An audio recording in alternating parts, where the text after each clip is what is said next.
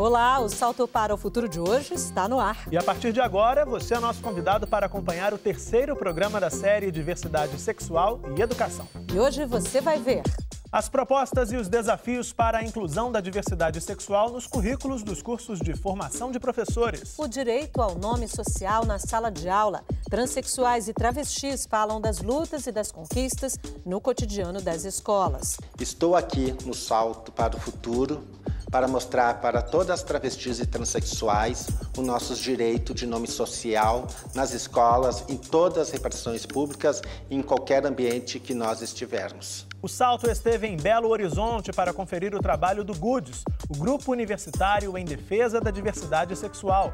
Escola aberta para a diversidade sexual. Nossa equipe mostra a experiência da Escola Municipal Helena Antipoff, na capital mineira. E veja também um bate-papo com Juliana Perucchi, professora da Universidade Federal de Juiz de Fora. Então, que esse professor de matemática, de física, entenda que discutir sexualidade é assunto dele, sim. Porque ele está formando esse jovem não só para o mercado de trabalho, para a universidade, ele está formando esse jovem para a vida. Está no ar o Salto para o Futuro. Um programa da TV Escola. O canal da educação.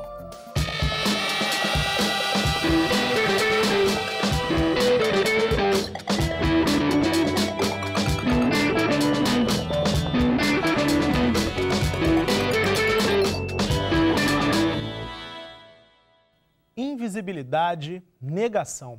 Dois dos grandes inimigos da luta contra a homofobia nas escolas. Esta foi uma das conclusões de uma pesquisa realizada em 2010 em escolas de 11 capitais das 5 regiões do Brasil. A pesquisa Homofobia na Escola comprovou que o silêncio e a naturalização do preconceito nos pátios e nas salas de aula do país representam um estímulo à evasão escolar. Por isso, o mapeamento da homofobia é um dos passos mais importantes para ações de combate à discriminação. No panorama de hoje, vamos conhecer os resultados das pesquisas recentes sobre homofobia e educação.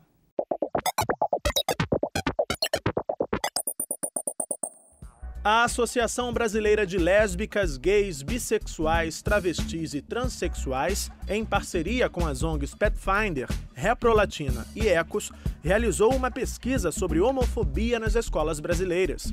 Um dos pesquisadores que participaram do estudo foi o médico Carlos Laudari.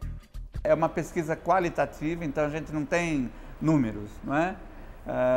Mas ficou muito evidente que a homofobia existe sim no ambiente escolar, de uma maneira bastante forte em alguns, claro, com algumas diferenças entre algumas cidades, né? A gente teve Norte, Nordeste, todo o Brasil foi avaliado, mas a homofobia foi presenciada, foi sentida em todas as escolas onde foram implementadas as entrevistas e tudo isso. Os responsáveis pela pesquisa entrevistaram alunos, professores e funcionários das escolas visitadas. O resultado desse estudo mostrou que os desafios ainda são muitos quando o assunto é o acesso de travestis e de transexuais ao ambiente escolar. A pesquisa mostrou que a transexual e a travesti não estão na escola. A maioria dos professores tem alguma travesti ou transexual? Não, aqui não tem. Como se não existissem. Não é que não existem, existem. Só que elas não são aceitas na escola. Né? Então, a maioria das travestis transexuais é rechaçada do ambiente escolar. Não é? Ou rechaçada verbalmente, fisicamente, ou ela nem pode ir. Porque no dia que ela vai de brinco, o diretor fala, aqui você não entra assim. A temática da diversidade sexual também está ausente dos livros didáticos brasileiros. Quem afirma é Débora Diniz, coordenadora de uma pesquisa que avalia a presença desse tema nos livros escolares. Os livros didáticos recomendados para as escolas públicas brasileiras não mencionam, não reconhecem essa diversidade de gênero. Quando se fala em sexualidade, é para a reprodução. Quando se fala em sexualidade, são meninas com meninos. É o acoplamento pênis-vagina. E isso é o resumo do que é a sexualidade e a reprodução nos nossos livros.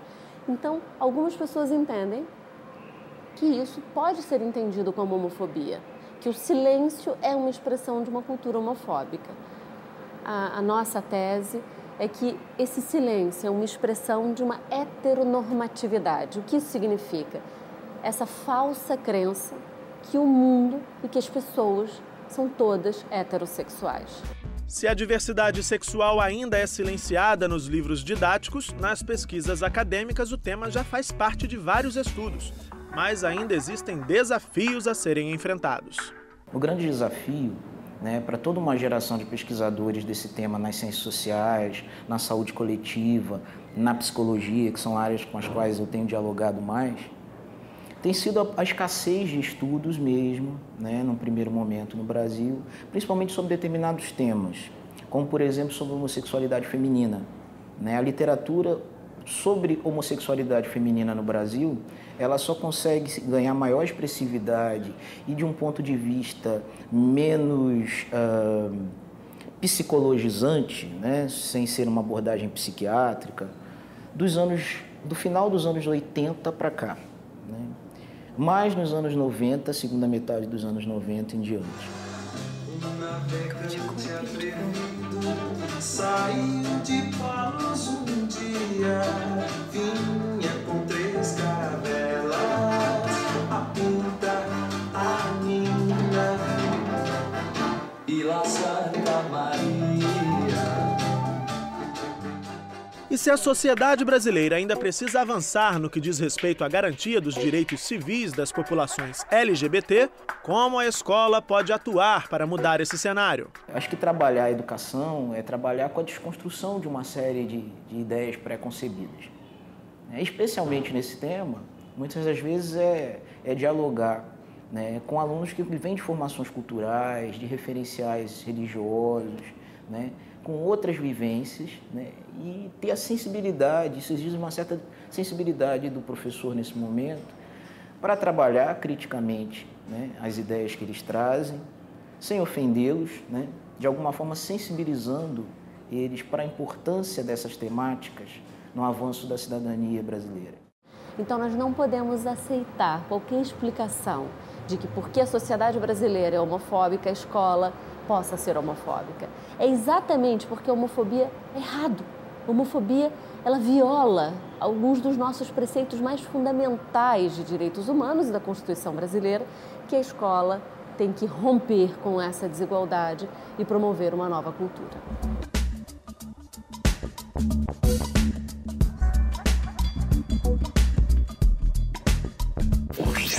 E as universidades, de que forma têm tratado as questões ligadas à diversidade sexual? A repórter Lara Carvalho foi conhecer algumas experiências de instituições que já discutem o assunto. Um exemplo é o curso de graduação sobre estudos de gênero e diversidade na Universidade Federal da Bahia. Outra iniciativa vem da Universidade Federal do Rio Grande do Norte. É a revista Bagoas, que reúne diversos estudos sobre gênero e sexualidade desde 2007. Veja na reportagem. Além das universidades, são muitos os representantes da sociedade civil que estão comprometidos com as questões que envolvem a diversidade sexual no espaço escolar. A educadora e escritora Lúcia Faco, especialista em livros que abordam a temática da diversidade sexual, faz parte dessa lista. Ela sempre se questionou sobre a forma como o assunto era trabalhado nas escolas e passou a observar o material didático do filho, na época com 9 anos, para tentar entender como o tema chegava às salas de aula. E eu comecei a perceber que a escola era um lugar que silenciava muito sobre essa questão. Os professores, eles têm muita dificuldade ou até um certo receio de falar sobre esse assunto, porque se você fala, por exemplo, sobre a questão do negro nas escolas, é uma coisa. Agora, se você vai falar sobre a questão da diversidade sexual dentro das escolas, você corre o risco, como professor e até como instituição, de virem os pais reclamando, falando, poxa, por que você está discutindo esse assunto com meu filho? Não quero que você discuta isso com meu filho, a escola não é espaço para discutir isso. Discutir essa temática tem sido o objetivo da revista Bagoas, publicada pelo Centro de Ciências Humanas, Letras e Artes da Universidade Federal do Rio Grande do Norte. É uma revista universitária, de perfil acadêmico, mas que já nasceu com uma vocação militante. Na verdade, a nossa inspiração era muito de criar um espaço de publicação de reflexões de professores universitários, pesquisadores que discutem o tema da diversidade sexual e de gênero. E nós entendíamos que na universidade brasileira faltava um veículo que pudesse abrigar essas reflexões e que pudesse dar circulação àquilo que nós produzimos nas nossas universidades sobre o tema. Criada em 2007, a revista está em sua 5ª edição e se tornou uma publicação conhecida nas escolas de ensino fundamental e médio do Rio Grande do Norte. Nós temos tido esse retorno muito gratificante, que é a utilização de textos que, é verdade, tem uma certa densidade acadêmica, não é? Pelo perfil dos pesquisadores que publicam, mas que tem sido possível uma apropriação para subsídio da formação dos professores. Esse professor que está no ensino médio, que se preocupa em levar para a sala de aula esse debate sobre a diversidade sexual e de gênero, e que se não pode usar com seus alunos, mas usa na sua formação, usa como um instrumental para ampliação do seu repertório sobre o tema. São muitos os desafios para que o debate sobre diversidade sexual faça parte do ambiente escolar.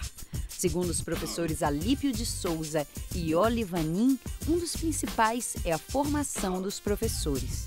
Eu diria que, do ponto de vista da formação dos professores, esse talvez seja o maior desafio, porque não há como trabalhar na escola, no âmbito da educação, o preconceito em torno da diversidade sexual se o professor, ele mesmo, está inteiramente atravessado dessa visão preconceituosa, limitada a propósito da sexualidade e de gênero. Esse professor ele precisa ser formado, esse professor ele precisa superar esses déficits de sua formação no tocante a esse tema.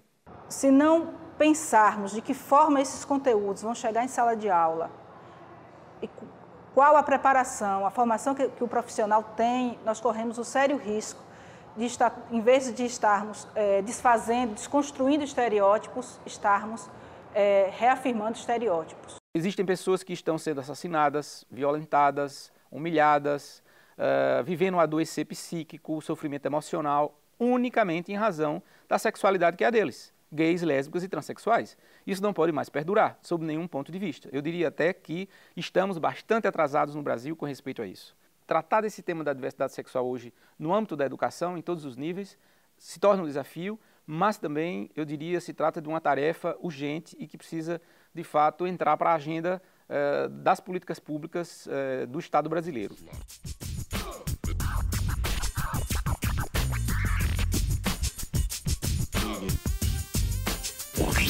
No Distrito Federal, um estudo realizado em 2008 pela Rede de Informação Tecnológica Latino-Americana, RITLA, revelou que 16,3% dos alunos com mais de 18 anos não gostariam de ter colegas de classe homossexuais. O estudo mostra ainda que entre alunos com menos de 11 anos de idade, a rejeição aos homossexuais sobe para 48,7%.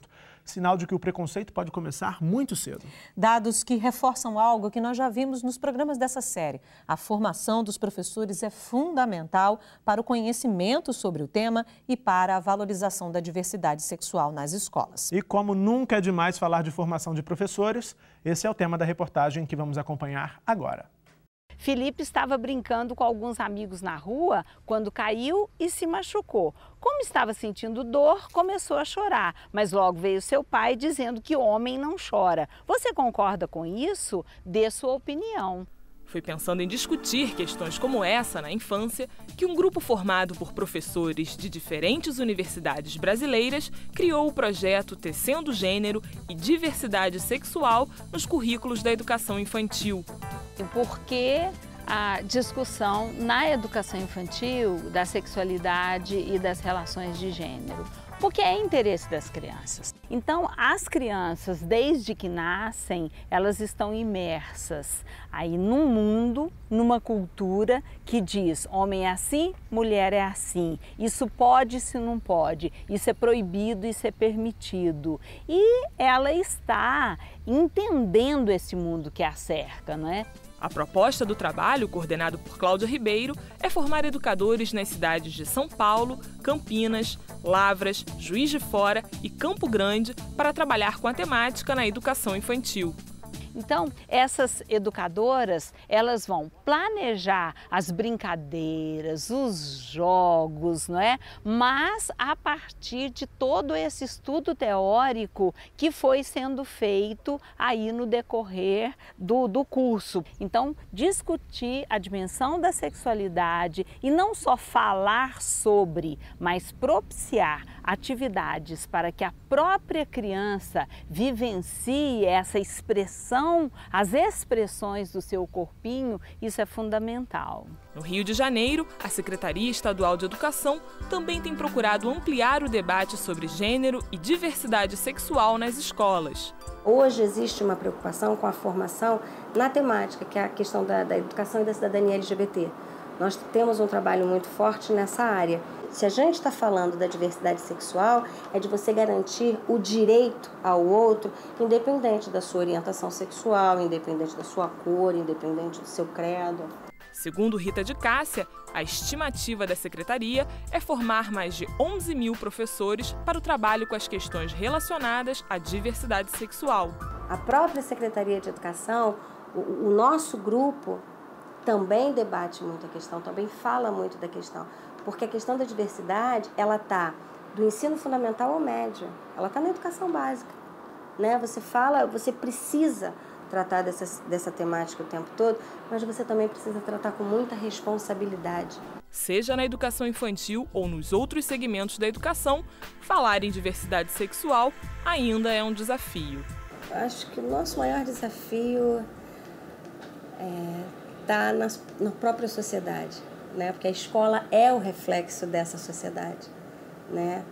E se a escola reflete essa sociedade, a gente entende e acredita, né, que o nosso maior desafio está no respeito e na aceitação do outro, como este outro é.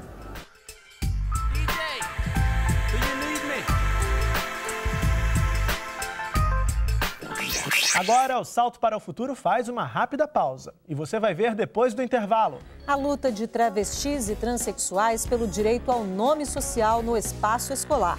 Voltamos já com o Salto para o Futuro.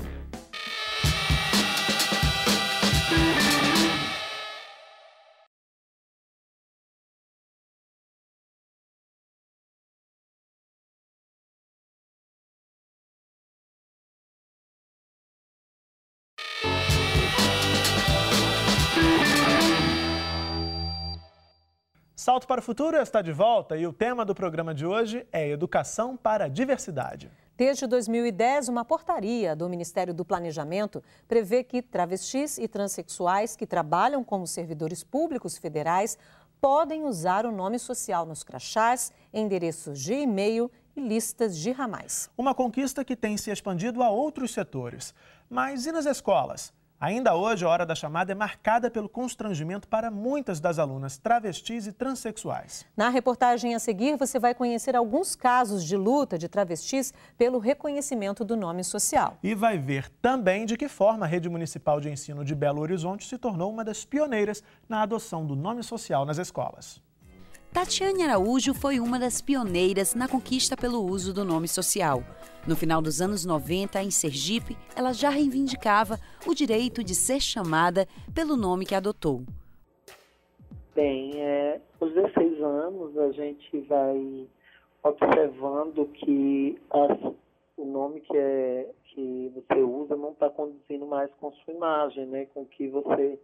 Como você está se apresentando para a sociedade, para seus amigos, para seus colegas, para seus professores, para seus pais, para toda a sociedade. Porque você começa a construir uma identidade de gênero diferente ao seu nome de registro. Então, é o primeiro conflito. O que significou para você poder utilizar o seu nome social dentro da escola? Na minha época, eu estou falando isso de 1997. O nome social, na minha época, não era nem a bandeira naquela época. A bandeira na minha época era conseguir frequentar a escola, conseguir ser respeitada dentro da escola. A gente está falando de uma época, assim, infelizmente as pessoas não estão visualizando agora, depois de a gente conseguir mostrar com o movimento organizado o quanto isso é um mal social. Mas em 1997 as travestis não entravam nem na escola como travestis. Quase uma década depois, em Porto Alegre, Pete Serrano ainda encontrou barreiras na hora de voltar a estudar. Para participar de um projeto, precisava estar na escola. E antes mesmo de exigir o uso do nome social, encontrou dificuldades na hora de fazer a matrícula. Eu queria fazer o projeto, mas exigiam que eu estivesse na escola. Pois bem, eu fui na escola, fiz minha matrícula De princípio, a vice-diretora da noite, do EJA, ela meio que disse, não tem vaga. Aí vem aquele meu instinto de rua, eu digo, mas como que não tem vaga? Eu sou cidadã, eu sou pessoa, eu tenho direito à vaga, eu e a minha amiga.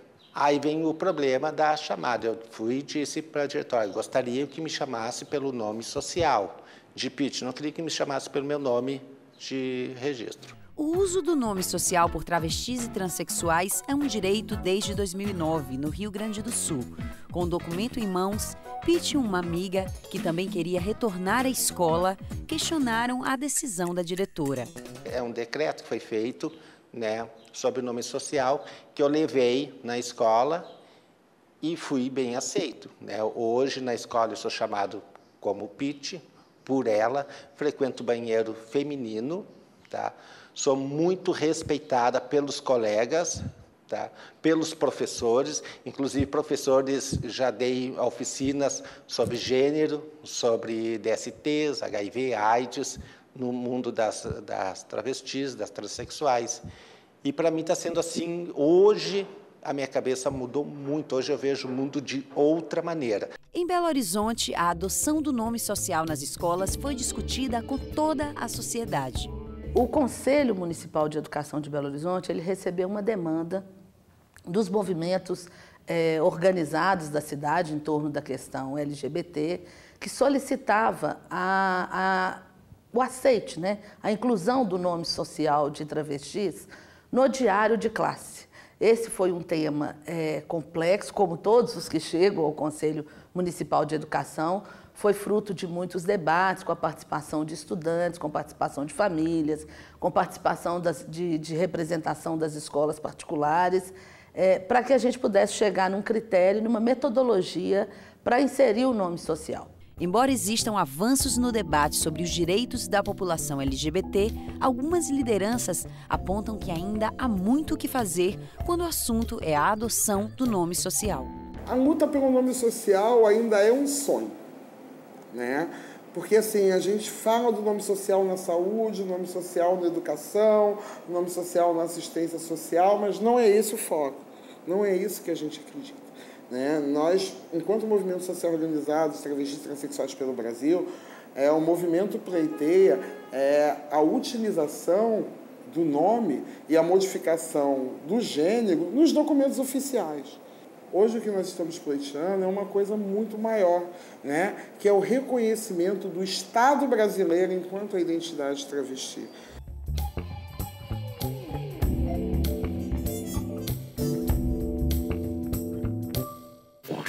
A luta contra o preconceito foi uma das inspirações da atriz e produtora Evelyn Ligocki para criar e encenar o premiado espetáculo Borboletas de Sol de Asas Magoadas. A peça retrata o complexo universo das travestis, um cotidiano com muitos altos e baixos, às vezes de tristezas, outras vezes de alegrias. E o Salto para o Futuro leva você aos bastidores do espetáculo. Há 9 anos, o ritual é quase o mesmo. A atriz, criadora e diretora Evelyn Ligocki confere a iluminação, se maquia e, por último, coloca a peruca. E lá está a travesti Betty pronta para mais um espetáculo. Um trabalho que começou a ser elaborado ainda na faculdade. Desde 2002, circulando pelo Brasil, a peça rendeu a Evelyn o Prêmio Açoriano de Atriz Revelação do Rio Grande do Sul e a indicação Prêmio Qualidade Brasil de Melhor Atriz em São Paulo. Eu descobri que eu tinha uma extensão vocal muito grande, tanto para o grave quanto para o agudo. E daí eu comecei a brincar com vozes e um dia eu fiz uma voz que falaram, nossa, tu pode fazer voz de homem. Aí eu comecei nessa brincadeira da voz, quando eu vi, eu fiz uma voz que falaram, parece voz de drag queen, de travesti. O pessoal, nem eu também, sabia essa diferença de drag queen, travesti, Aí eu pensei, nossa, eu podia fazer uma travesti e falar de preconceito, que foi a primeira coisa que veio na cabeça, que era um universo que eu também não tinha contato. Para conhecer melhor esse universo, a atriz acompanhou de perto o cotidiano das travestis, com o apoio da ONG Igualdade, Associação de Travestis e Transsexuais do Rio Grande do Sul. Evelyn fez seus primeiros contatos.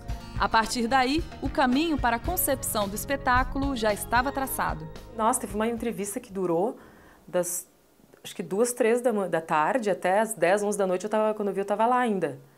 Não era mais entrevista, era uma conversa, assim, já tinha comido bolo, tomado café. E daí foi dessas entrevistas, dessas conversas, assim mesmo, que surgiu o material, né? Aí eu pensei, o que eu vou fazer? Eu vou fazer o que elas fizeram comigo, elas me receberam na casa delas e foram super generosas, então eu vou fazer isso, eu vou receber as pessoas na casa, como se eu fosse uma travesti que estou recebendo as pessoas. E vou abrir minha vida, sabe? Em cena, pouca luz. Uma penteadeira rosa, um espelho, um aparelho de som e algumas peças de roupa penduradas recriam a atmosfera de um quarto. A personagem Beth abre as portas da sua casa para receber o público.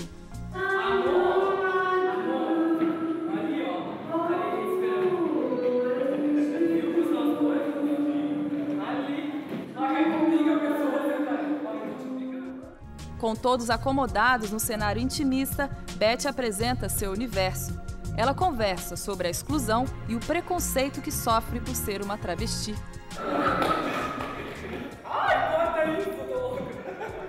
A ideia inicial era falar de preconceito. Daí, durante a pesquisa, eu fui vendo que era um universo mesmo muito à parte, assim. Era tipo, as pessoas não tinham ideia, eu também não tinha, de como é difícil ser uma travesti, assim. Tudo que elas passam por causa do preconceito, assim, era uma questão social mesmo, sabe? Aí eu comecei a ver que não era só de preconceito que eu ia falar de humanidade. Apesar dos elogios e prêmios, o espetáculo tem provocado muitas opiniões contraditórias. Um lugar que eu apresentei, que saiu um casal brabo, reclamando assim, na portaria, como que vocês trazem um espetáculo com uma travesti falando da vida dela, o que me interessa isso? Nossa, tá baixando o nível dos espetáculos nesse lugar, não sei o quê. Já aconteceu também de uma menina falar assim, ai, que bom que você é mulher, me deu um alívio quando eu vi que você era mulher. Falei, por que te deu um alívio? Ela ficou meio assim, porque você não é travesti. Eu assim, você tá se dando conta do que você tá falando? Daí começou uma discussão, assim, que eu parei de falar, assim. Começou todo mundo a conversar e daí rolou uma baita discussão, assim. Então isso é muito legal.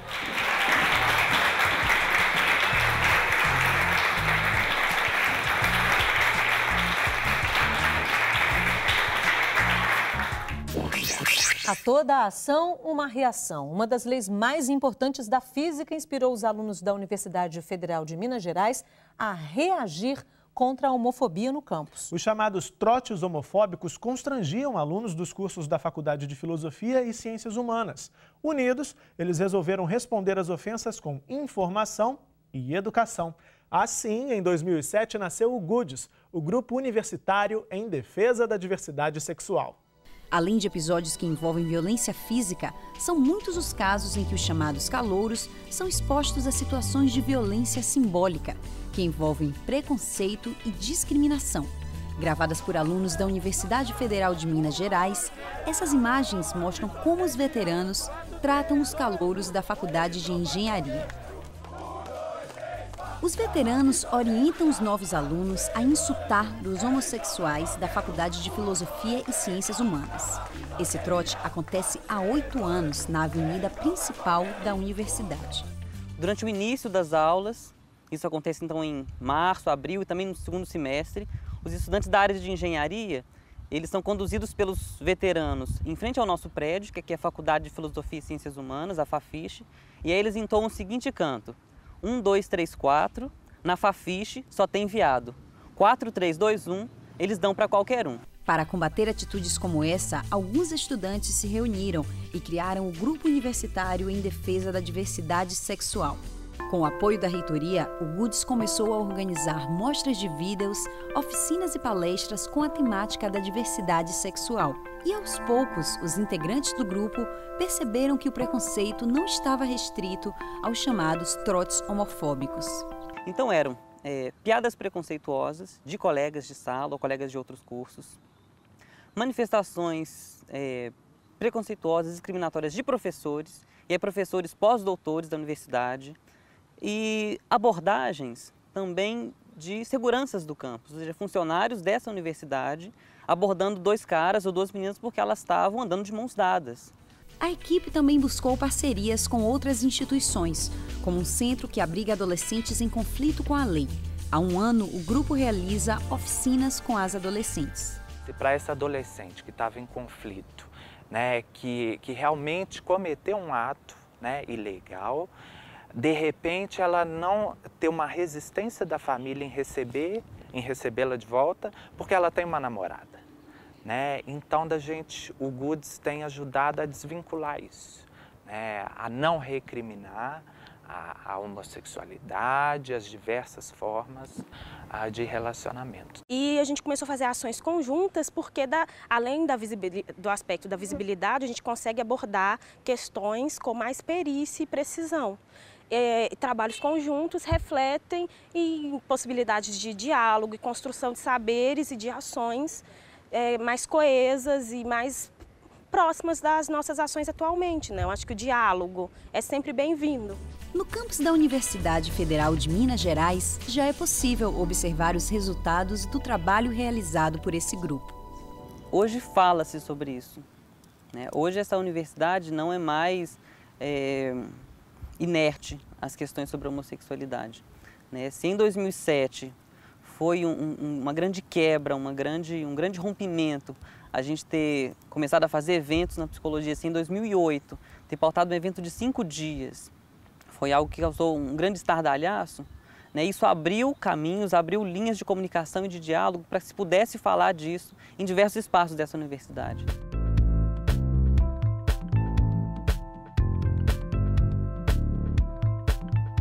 Não seria ótimo se todos nós pudéssemos viver em paz e com dignidade em qualquer lugar? Combater a homofobia é contribuir para a construção de uma sociedade mais democrática, mais igualitária e mais justa. Se a palavra respeito é tão importante no dicionário dos alunos da Universidade Federal de Minas Gerais, na Escola Municipal Helena Antipoff, não é diferente. A nossa equipe esteve lá e mostra como a instituição se preparou para garantir o direito à educação e promover o respeito à diversidade dentro do espaço escolar.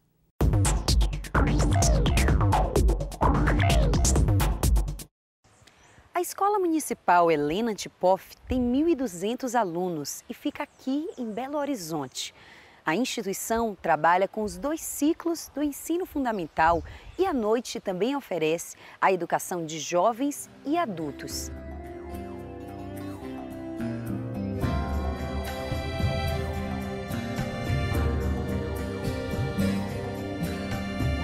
De que forma a questão da diversidade sexual passou a fazer parte do cotidiano da escola? Bom, na verdade, essa temática ela vem sendo discutida há vários anos, justamente por causa da diversidade dos nossos alunos, né? Então, as professoras, os alunos, eles são preparados para essa discussão, apesar de que a gente ainda encontra alguma discriminação. Principalmente trabalhando com adolescente, a questão da sexualidade está muito aflorada neles, né? Então, desde a infância, a gente já começa a trabalhar em sala de aula a questão da sexualidade. Para eles é muito mais forte essa questão. Então, a gente busca descobrir as particularidades de cada turma para, através delas, desenvolver um trabalho mais específico para aquele grupo de alunos. A gente está trabalhando muito com a questão textos, né? Ninguém é igual a ninguém, entendeu? Na escola todo mundo é diferente, poemas, músicas, brincadeiras, né? Dinâmica de grupo. Porque tem muita gente que tem preconceito. Querendo ou não, pode estar do nosso lado que tem. Os principais desafios, acredito eu, que seja a aceitação mesmo, né, das outras pessoas. Acho bastante importante a escola aceitar a diversidade. Eu acho que, com certeza, isso é importante. Mostra que todos nós somos iguais e não temos preconceito contra as cor, raças, indiferentes de quem ele seja.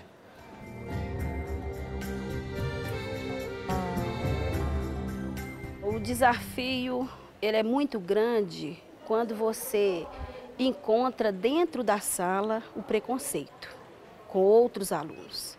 Então, quando um aluno não aceita o outro, né?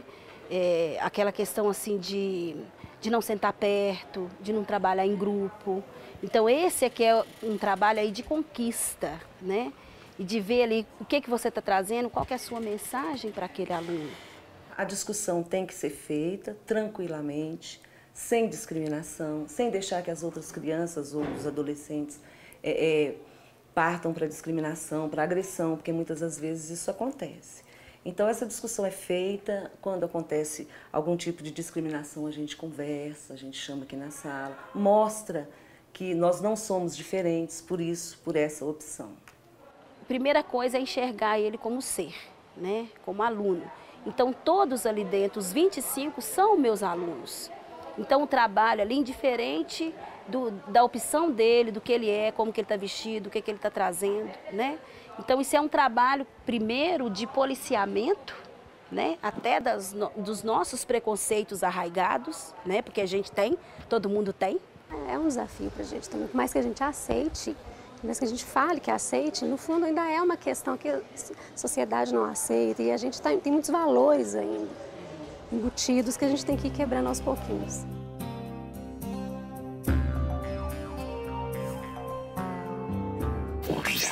E com essa visita à Escola Municipal Helena Antipoff, a gente encerra o segundo bloco do programa de hoje. Se você tem alguma dúvida sobre o tema desta semana, então não perca tempo. No programa de sexta-feira tem debate ao vivo sobre diversidade sexual e educação. E a sua participação é muito importante. Escreva para salto@mec.gov.br. Ou, se preferir, ligue para a gente durante o programa. O telefone é 0800 282 6757. Mas o Salto para o Futuro de hoje ainda não terminou, não. Depois do intervalo, vamos conferir uma entrevista com a professora Juliana Perucchi, da Universidade Federal de Juiz de Fora. Então, que esse professor de matemática, de física, entenda que discutir sexualidade é assunto dele, sim. Porque ele está formando esse jovem não só para o mercado de trabalho, para a universidade, ele está formando esse jovem para a vida. Salto para o Futuro volta já.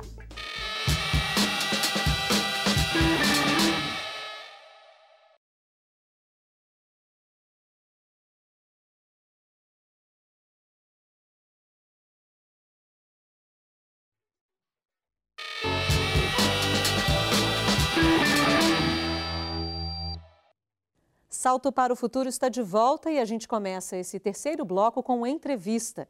O Murilo foi ao Museu Histórico Nacional, um dos mais belos e importantes espaços de memória do país, que fica no centro do Rio de Janeiro. Foi lá que ele entrevistou a professora da Universidade Federal de Juiz de Fora, Juliana Perucchi. Acompanhe.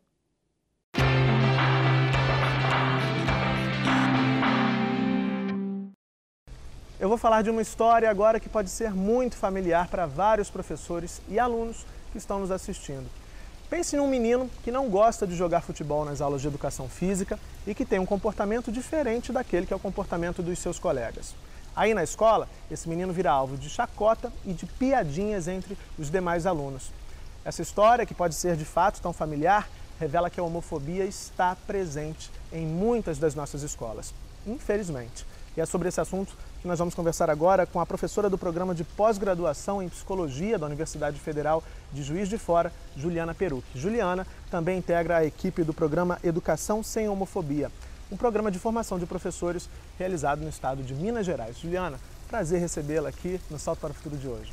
Juliana, durante as gravações dessa série, um entrevistado me disse em off que a sala dos professores é o local mais homofóbico da escola.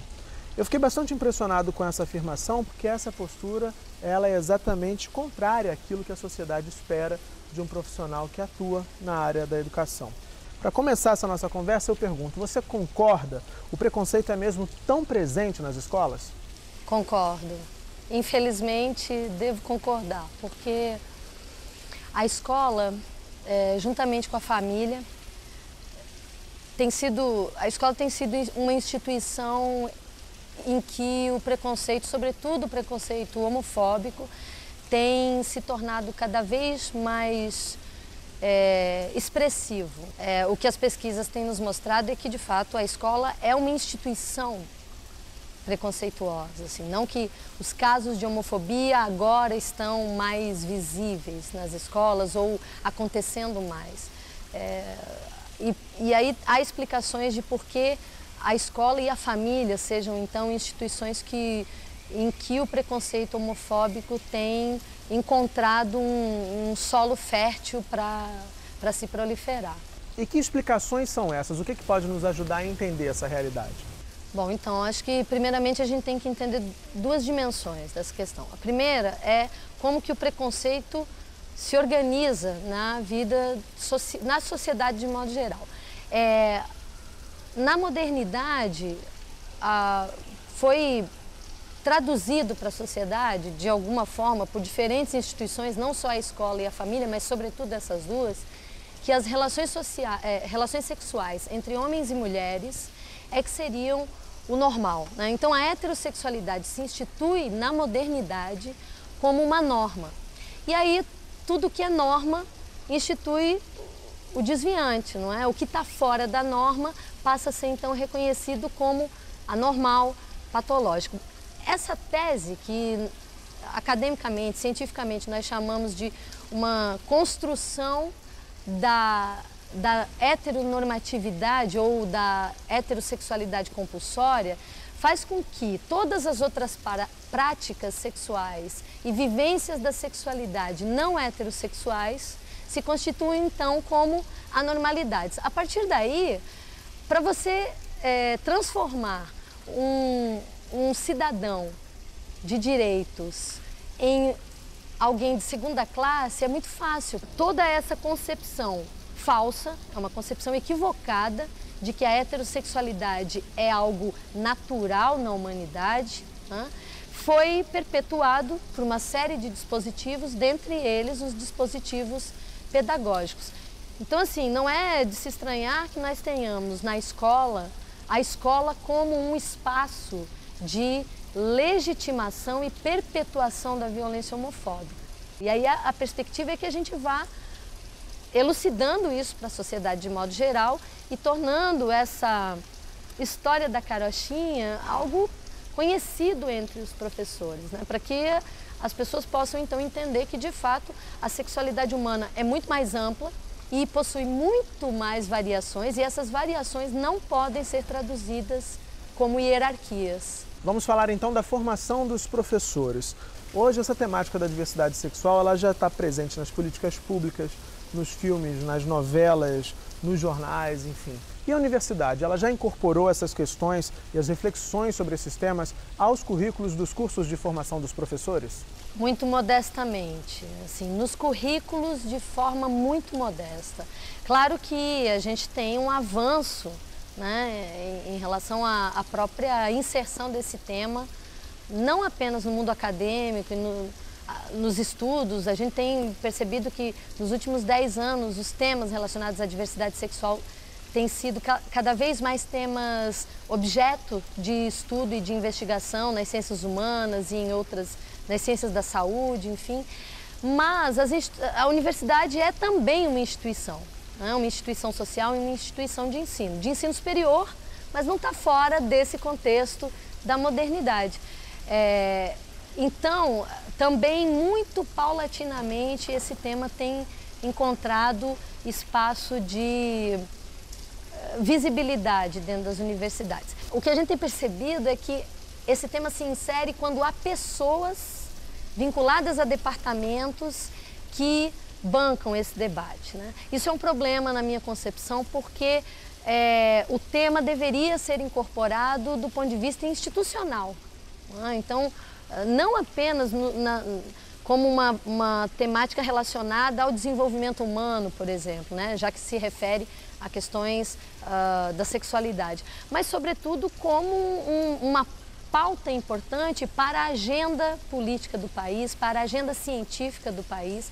Então, assim, claro que estamos mudando, felizmente a gente consegue hoje ter grupos de estudo, de pesquisa e até alguns currículos, né, nas licenciaturas que já conseguem ampliar a inserção desse tema de modo bastante comprometido e sério. Agora, temos muito trabalho pela frente. Se a gente fizer um mapa, né, de que instituições de ensino superior têm efetivamente incorporado, de alguma forma, esse debate nas suas licenciaturas, nós vamos ver muito claramente que se tratam de universidades federais. E aí a gente percebe a importância do governo federal pautar isso como uma política. Bom, você tem atuado em cursos, em experiências de formação de professores, nessa área da promoção, do respeito à diversidade sexual. Inclusive você está usando uma blusa muito bonita, tanto a blusa quanto a ideia que ela exprime. Eu queria que você falasse dessa experiência nessas iniciativas de formação de professores em Minas Gerais, Juliana.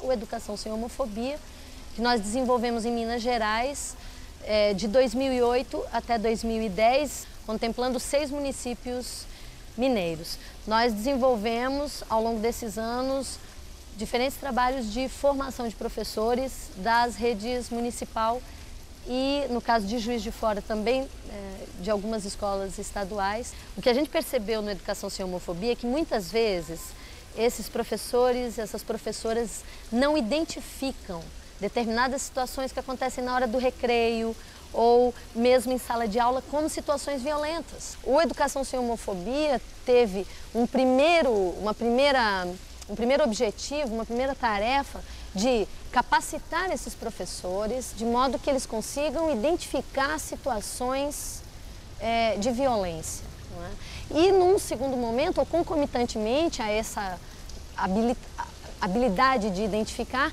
que esses professores consigam, por meio de uma formação consistente, criar estratégias de enfrentamento à homofobia no seu ambiente escolar.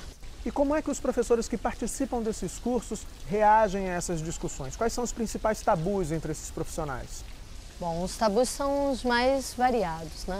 Uma primeira preocupação que a gente teve no Educação Sem Homofobia foi de lembrá-los que eles são educadores das redes públicas, portanto, são agentes governamentais, né? Atores de políticas governamentais da educação. E o nosso Estado é um Estado laico. Era fundamental que os professores e professoras entendessem que na sua ação, em sala de aula, em qualquer atividade pedagógica ou administrativa, eles não podiam pautar essas ações a partir de parâmetros pessoais ou de crenças religiosas. Tem sido um trabalho árduo, porque, de fato, os educadores, não por má fé, como eu digo, assim, os professores não são homofóbicos por essência, entende? Ninguém nasce homofóbico, não? Mas são construídos assim.